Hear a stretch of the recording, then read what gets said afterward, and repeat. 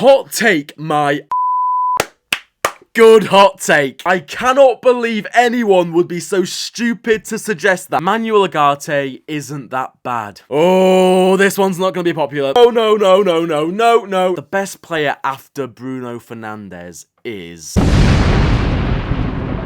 Welcome back to Man United Hot Takes episode 2, the show where you guys send in your best Man United hot takes and I react to them. If you want to be involved in episode 3, make sure you're joining the Discord server in the description below. Put your submission in the hot takes channel when I request them and leave a like on the video. If you want episode 3, smash that like button right now. Let's get straight into this. United says 2026 Casemiro is better than 2026 Declan Rice. We are off to a flyer. This is exactly what we're looking for. And look, in terms of their relative importance to their respective teams, I don't think this is as far apart as a lot of people think. I really don't, and that is exactly why Bruno Fernandez, for me, is the undisputed Premier League player of the season, because no one's even close to reaching his level. Now, you're probably not going to like my ultimate answer to this hot take, but Man United would not be third in the Premier League if Casemiro wasn't doing what Casemiro's been doing this season, whereas, while Rice is a very important player for Arsenal, they have the squad depth where if he has to go off in the 60th minute or if he misses a game, they have the squad depth to manage that, and they sort of, you don't really feel it as much as when Casemiro is not playing for Man United. And you look at the numbers, Rice this season, 5 goals, 9 assists in 45 games. Casemiro, 7 goals, 2 assists in 30 games. Not different at all. And Casemiro scores big goals in big moments, pulls out big assists and big passes when United need it. Declan Rice, his assists, he floats the ball into the box from the corner flag, a Royal Rumble ensues, and Arsenal score a scrappy goal. So in terms of the numbers, not different at all, really. However, it's not all about numbers, obviously. And in terms of an all-round player, I'm taking 27-year-old Declan Rice over 34-year-old Casemiro. You know, we need a midfielder who can give 100% for 90 minutes, for longer than 60 minutes. Casemiro is amazing. He's been a good servant for United. But in terms of both players and comparing them, are Arsenal as well off as they are in the league right now? If Casemiro's in there instead of Declan Rice, I'm not too sure. Because the way Declan Rice links defence to attack, it's so effective. He's such a good player, don't get me wrong. This is a Man United channel. Obviously, I'm swaying towards Casemiro, but let's be honest here, Declan Rice is fantastic, and I think any team would be much better with him in it. JW1317 says, we already have a Bruno Fernandez replacement, Matheus Cunha. When Bruno leaves and United sign a new left winger, Cunha will be perfect for the attacking midfield role. So what you're essentially saying here is Matheus Cunha will be Man United's best player, Man United's poster boy, when Bruno Fernandez leaves the club, because Bruno Fernandez right now is Man United's best player by a considerable distance. The best player after Bruno Fernandez is...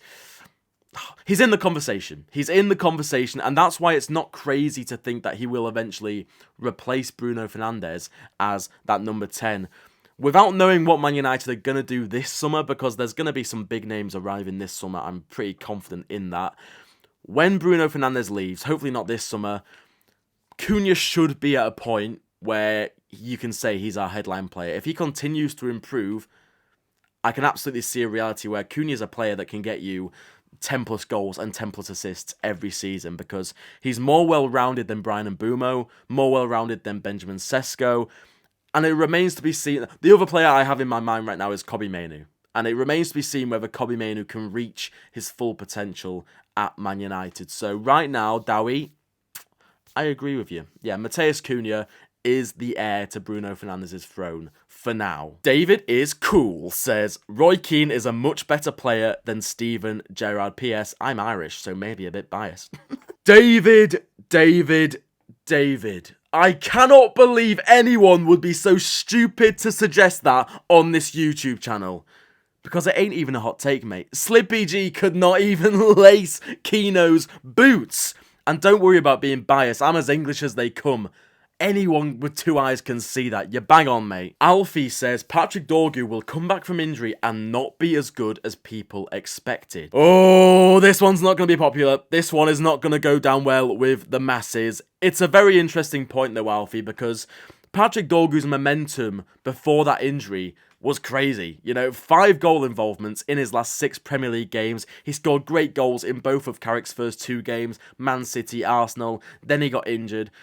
So expectations are naturally high. We're expecting Ballon Dorgu to return and start scoring straight away again. But he's going to need time to find his feet again. We need to temper those expectations. I don't think we should expect much from him between now and the end of the season, just because of that injury situation. However, Denmark are not at the World Cup, so Patrick Dorgu is going to have a full pre-season with this new manager. He's going to be playing a part in all the pre-season games.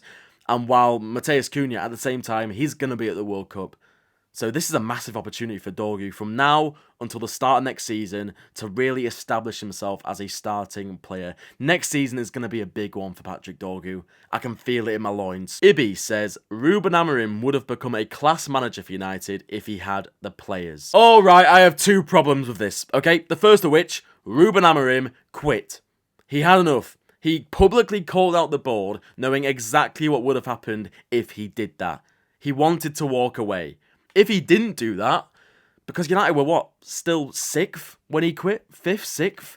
We were still in the conversation. Improvements were being made gradually.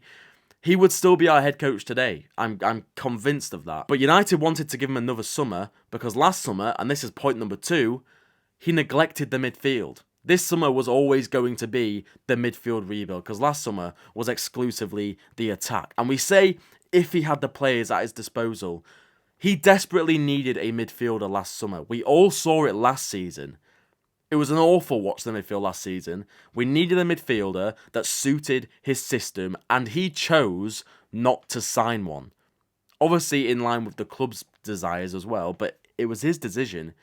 If he wanted a midfielder, the club would have signed a midfielder.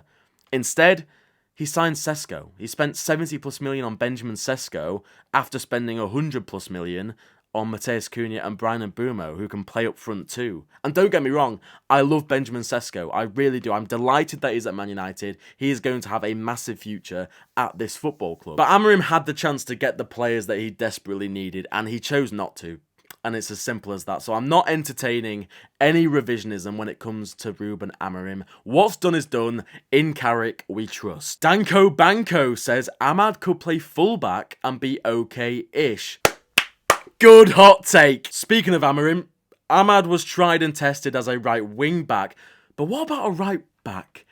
I will say, and this is me throwing a little hot take of my own into the mix here, is AMAD more suited as a right wing back than a right winger? I think he could be, because he's never been a prolific goal scorer. If you want to play a one-on-one with the goalkeeper, you'd much rather Bryan Mbeumo or Matheus Cunha, wouldn't you, realistically? And AMAD's ability to beat players, to wriggle out of tight situations, his agility, get to the byline, that worked so well as a right wing-back, especially when he had an extra attacker ahead of him in that sort of inside-forward role. And then his work rate, his relentless energy, so valuable defensively as well. As a right back or left back though, it's a whole different ask, isn't it? Because at that point, you're defending more than you're attacking, I would say. Especially when United aren't that good, like we're not a top team yet. And especially, defending in scenarios like back post defending, your awareness has to be unbelievable. Defending crosses, he's not blessed with height, is he? AMAD is an attacking player, and I don't think he'd suit being a fullback, to be honest. But I'd like to see him try. I'd be interested to see him try. If we're in the Champions League next season, and from pot 4 we get like Rhubarb and Custard FC from Azerbaijan, I would be very intrigued to see maybe we test AMAD there. But for me, right wing back, right winger, right back.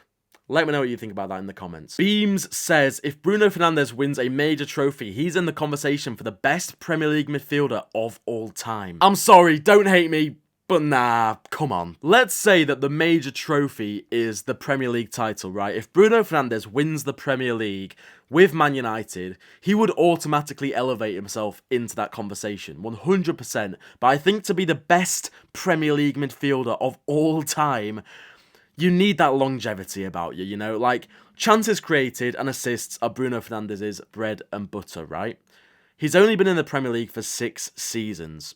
So he only has 67 assists. Now, that's a great rate of assists in terms of how long he's been in the Premier League. Absolutely. However, you have Kevin De Bruyne, with multiple titles and 119 assists. You have Cesc Fabregas, 111 assists. You have players like Frank Lampard with over 100 assists too, and nearly 200 goals on top of that. Like right now, Christian Eriksen has more Premier League assists than Bruno Fernandez. Ashley Young has more Premier League assists than Bruno Fernandez. And I know it isn't all about assists, but this is only a conversation to have if Bruno Fernandez stays for another 4 years, does like the Luka Modric, plays until he's, 37, 38, 39, stays at Man United till his late 30s, wins a Premier League title or two, and then surpasses 100 Premier League assists.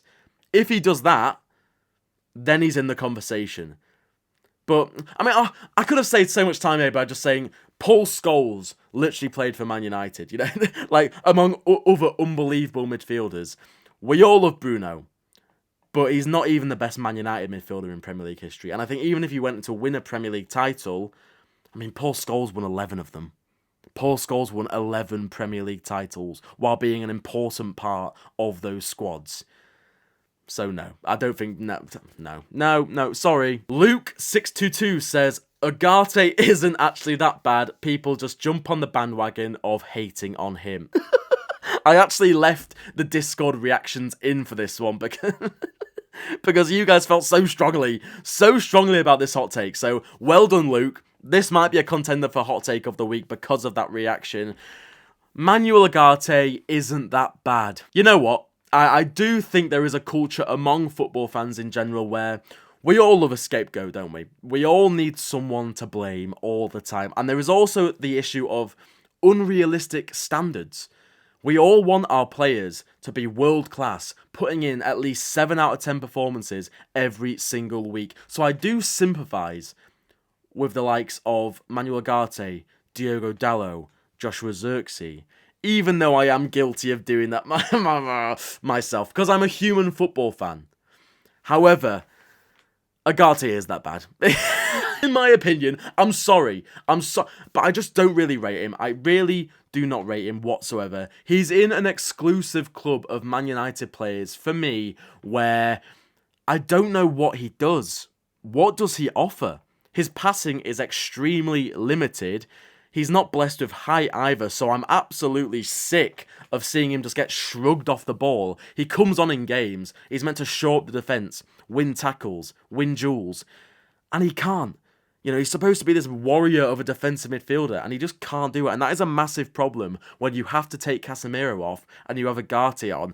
The downgrade is massive, and we've seen it firsthand how it has negatively impacted Man United this season. Now, signing him in a deal worth £50 million after selling Scott McTominay, an academy player who was actually quite good for the first team, for half that price in order to fund it, that definitely hasn't helped Ugarte's case. And obviously, that is not his fault whatsoever.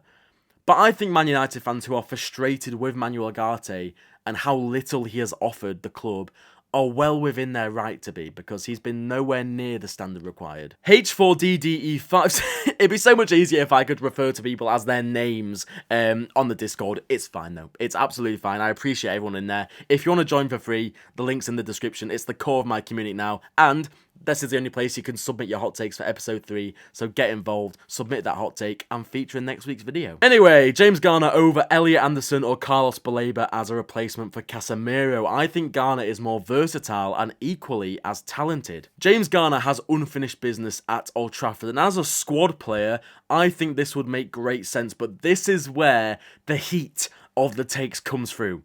James Garner as Casemiro's replacement over Elliot Anderson, Carlos Baleba, or anyone else? Oof, that's a big ask. We can't understate how this transfer in the summer is one of the most important decisions in our recent history. Man United have to get the Casemiro replacement right. If we don't, we're just going to set ourselves back even more years. And while Garner is more versatile than both of those players, Anderson and Baleba,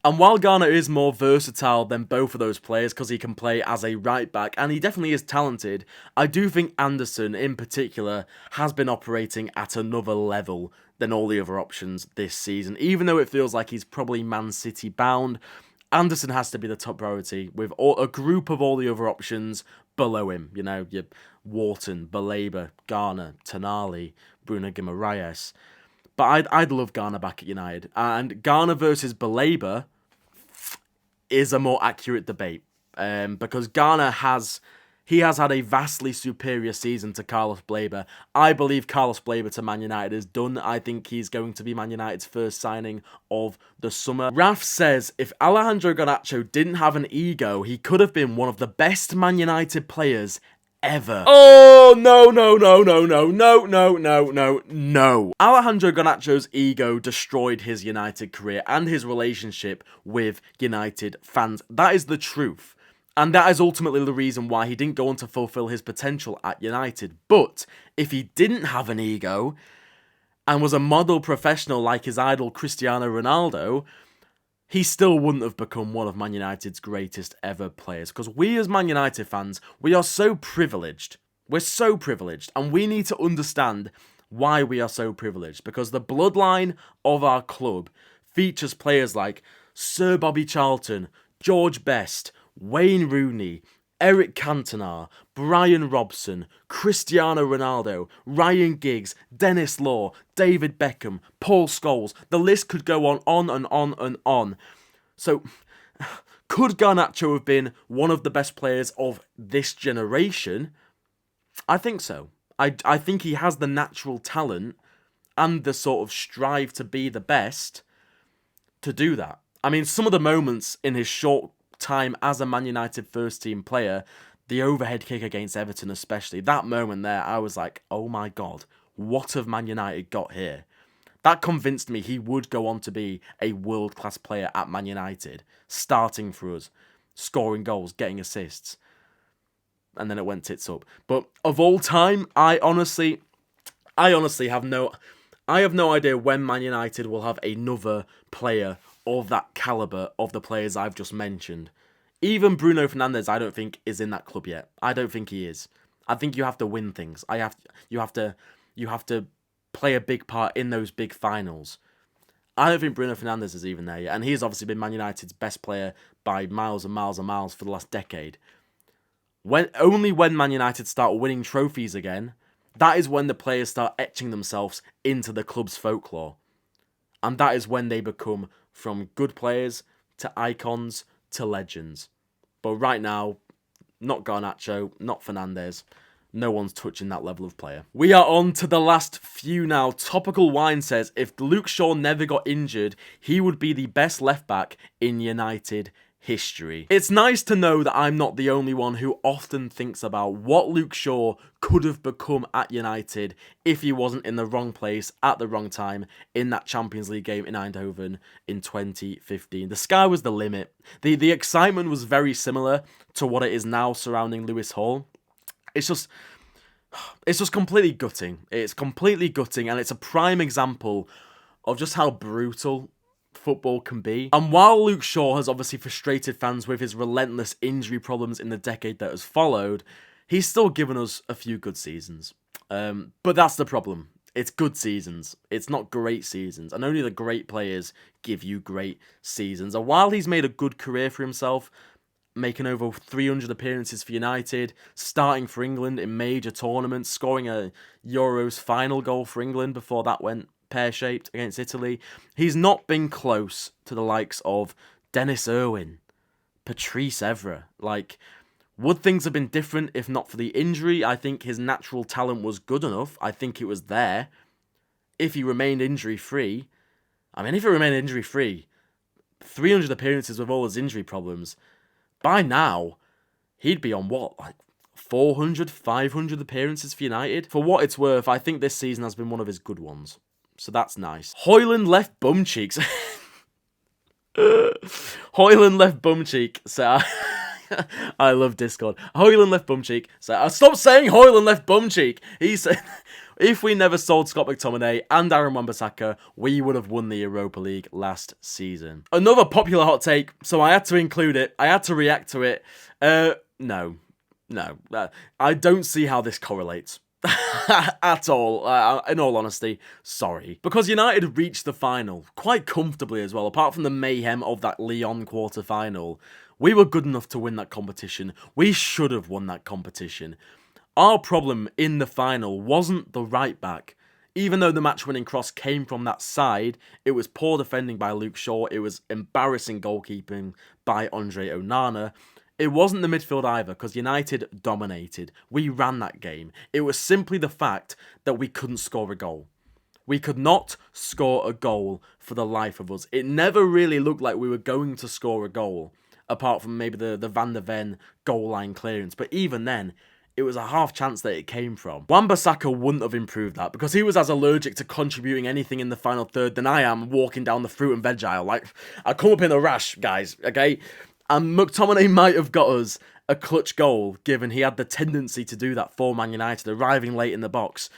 But still, United's attack was so poor, I really don't think any of those players would have made a difference. Nocturnal says, Aaron Wan-Bissaka would have been world-class for United if he played at centre-back. He wasn't an attacking player, and putting him at right-back sabotaged him as a player, in my opinion. This is a nice one. It's a bit of a phenomenon, this, because Aaron Wan-Bissaka, coming through the ranks as a youth player, he was a winger. He was an attacking player. So he is a fullback, like he is, you know, it's not like we sabotaged him by playing him as a right back. That is his position. However, you know what, if Aaron Wan-Bissaka stayed at Man United for when Ruben Amorim arrived, I would have loved to see him as a right centre-back. I was fascinated to see how that worked out, because Nusem Mazraoui did really well in that role, and I think Wan-Bissaka would have suited it even better. A centre-back partnership, though, oof, I'm not so sure. I mean, the recovery pace, his tackling would absolutely work in his favour, but one of Aaron Wan-Bissaka's biggest weaknesses was how he defended crosses, his awareness, not really a quick thinker in that sense. You know, on top of, I would say, suboptimal aerial ability anyway, like he wasn't great in the air. I think he could have been bullied in those scenarios. Definitely can't agree that he would have been world-class at centre-back for those reasons. Like, world-class, nah. But you are right, he was very limited going forward, and that's ultimately why Erik ten Hag sold him. Dithey Feelings, hopefully I've not butchered your name there, says, if Man United had bought a better right winger before Mourinho or even Ten Hag when they were in charge, we would have won a Premier League title. All I will say to this is that it's very hard to sympathise with these two managers, in particular when it comes to not having the wingers that they needed to succeed. Like, I see where you're coming from, because which wingers did Jose Mourinho inherit in 2016? It was like Memphis Depay, Anthony Martial, Jesse Lingard, Marcus Rashford. He signed Henrik Mkhitaryan, and then Juan Mata, Ashley Young, Adnan Januzaj was one, I think, or did he get sold that summer? They're good options, or some good options there, but not Premier League winning options. And if Mourinho had inherited a better squad, he may well have achieved more than, you know, League Cup, Europa League in the same season, an FA Cup final, second place in the Premier League. Maybe he could have got us to the next level. But we're talking wingers here. Jose Mourinho was the one who forced Henrik Mkhitaryan out the club to bring in Alexis Sanchez, paid him 500 grand a week. I mean, let's talk about Erik ten Hag. He spaffed £86 million to bring Antony from Ajax. Two of the worst signings of our history there, made by Jose Mourinho and Erik ten Hag. Now, Mourinho definitely deserved better than the backing he got in 2018, I want to say. Got us in the Champions League. Fred, Lee Grant, Diogo Dalot. There you go, Jose. Win us the Champions League. Like, ridiculous. As time progresses, I do blame him less and less for losing his rag a little bit. Like, you can't blame him for crashing out, really. But he had his chance to get a winger. He chose Alexis Sanchez, and it was a woeful decision. But Erik ten Hag was a different story. Erik ten Hag was backed massively. He spent so much money, and so much of what he got, absolute trash. Shocking recruitment. So I sympathise a little bit with Jose Mourinho. I don't sympathise with Erik ten Hag at all. He got exactly what he needed to succeed.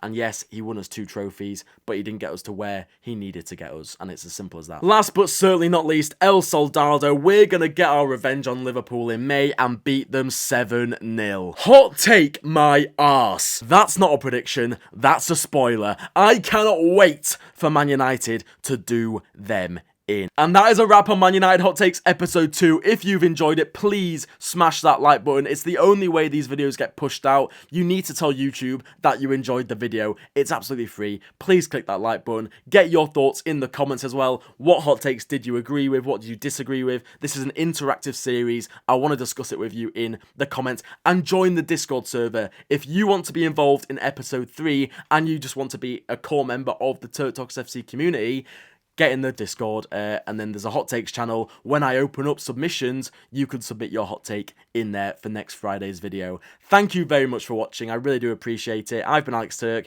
This has been TurkTalksFC, and I'll see you next time.